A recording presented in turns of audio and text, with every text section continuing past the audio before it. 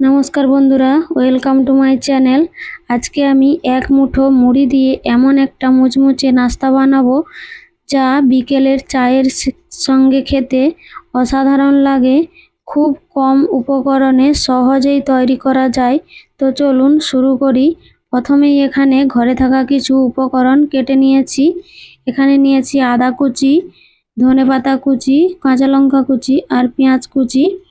আর নিয়েছি এখানে ঘরে থাকা কিছু পরিমাণ মুড়ি। এখানে 2 কাপ পরিমাণ হবে মুড়ি নিয়েছি।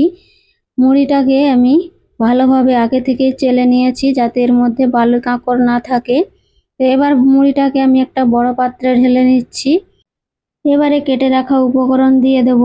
প্রথমে দিয়েছি এখানে কাঁচা লঙ্কা কুচি, পেঁয়াজ কুচি, ধনেপাতা কুচি, আদা কুচি। এখানে রসুনটা যদি আপনারা খেতে চান রসুনও কুচি করে দিতে পারেন, আর তা না হলে এখানে আদা রসুনের পেস্টও ব্যবহার করতে পারেন।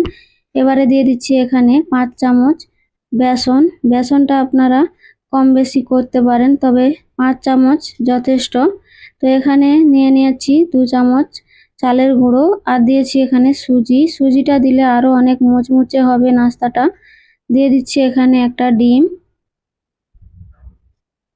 আর দিয়ে দেবো এখানে আমি ভাজা জিরের গুঁড়ো 1/2 চামচ আর দিয়েছি এখানে আমচুর পাউডার 1/2 চামচ আর দিয়েছি এখানে 1 প্যাকেট ম্যাগি মশলা। এই মশলাটা দিলে নাস্তাটা খেতে আরও অনেকটা টেস্টি হবে, বাচ্চারা খুবই খেতে পছন্দ করবে। দিয়ে দিচ্ছি এখানে স্বাদ মতো লবণ। মুড়ির মধ্যেও লবণ আছে, তো এখানে অল্প করে দিয়েছি। তারপর এখানে সব কিছুকে ভালো করে একবার মিশিয়ে নেব আগে ডিম দিয়ে, তারপর এখানে অল্প করে জল দেব। তা না হলে কিন্তু বেশি পরিমাণে জল পড়ে যাবে, তখন কিন্তু আরও বেশি করে বেসন দিতে হবে। তো এখানে আমি প্রথমেই মেখে নিয়েছি ডিম দিয়ে ভালো করে, তারপর এখানে দিয়ে দিচ্ছি জল। তো আমি এখানে হাফ বাটির মতো জল দিয়েছি, দেখেই বুঝতে পারছেন যে কতটুকু আমি জল ব্যবহার করেছি। এই জলের মধ্যেই কিন্তু মুড়িগুলো সুন্দর করে মাখানো হয়ে যাবে। মুড়ি জল পেলেই কিন্তু নরম হবে, তো যত নরম হবে ততই কিন্তু এটা ভালো করে সুন্দর করে মাখানো হয়ে যাবে। প্রথমে বোঝা যাচ্ছে যে আরও জল লাগবে, কিন্তু না, এতেই হয়ে যাবে। সুন্দর করে মাখাতে থাকবো আস্তে আস্তে যাতে মুড়িগুলো সুন্দরভাবে নরম হয়ে যায়। তো দেখেই বুঝতে পারছেন আমার কিন্তু আর কোনো রকম জল লাগেনি, এটাইতেই সুন্দর করে মাখানো হয়ে গেছে। তো মাখানোটা এইরকম হবে, মুঠো করলে যেন মুঠো করা যায় সেই রকমভাবে এখানে মাখিয়ে নিতে হবে। তো এইভাবে আমি চপের আকারে তৈরি করে নেব। এদিকে একটা ফ্রাই প্যান বসিয়ে দিয়েছি, দিয়ে দিচ্ছি এখানে সাদা তেল।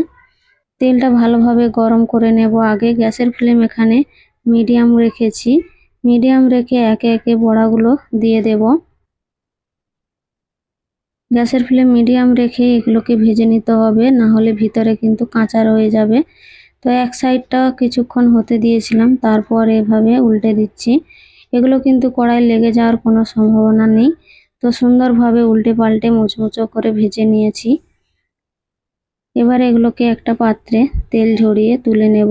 তো আপনারা চাইলে আরও একটু বেশি পরিমাণে তেল দিয়েও মুচমুচে করে ভেজে নিতে পারেন। আমি এখানে অল্প তেলেই ভেজে নিয়েছি, তবুও কিন্তু খুবই সুন্দর হয়েছে, দেখেই বুঝতে পারছেন। নাস্তাগুলো আমার তৈরি হয়ে গেছে, একেবারে ক্রিস্পি। টমেটো সস বা কাঁচা লঙ্কা সস দিয়ে খেতে কিন্তু দারুণ লাগে। বিকেলে চায়ের সঙ্গে একবার ট্রাই করলে বারবার খেতে ইচ্ছে করবে। তো ভিডিওটি ভালো লাগলে লাইক করবেন, কমেন্ট করবেন আর সাবস্ক্রাইব করতে ভুলবেন।